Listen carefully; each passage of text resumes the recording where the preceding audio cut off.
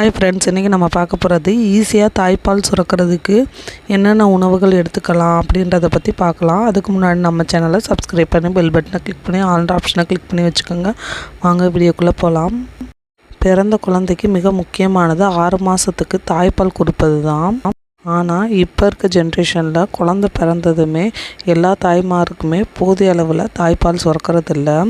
அப்படியே தாய்ப்பால் சுரந்தாலும் நமக்கு ஆரோக்கியமாக இருக்குமா அப்படின்ற பல சந்தேகங்கள் எழுது.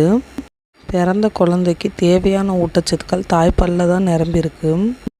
இந்த தாய்ப்பாலுக்கு நிகர் எந்த உணவுமே கிடையாது.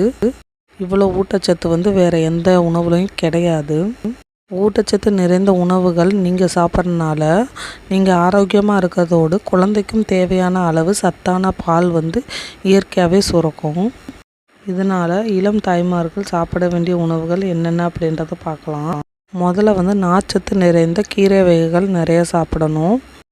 அது மாதிரிக்கு கேரட், பீட்ரூட்டு இதெல்லாம் சாப்பிடும்போது நமக்கு பால் சுரக்கும். நீர்ச்சத்து நிறைந்த சொரக்காய், முள்ளங்கி தினசரி உணவில் சேர்த்துக்கிறதுனால பால் சுரப்பு சீராக இருக்கும். உங்களோட மலச்சிக்கல் பிரச்சனையுமே தடுக்கலாம்.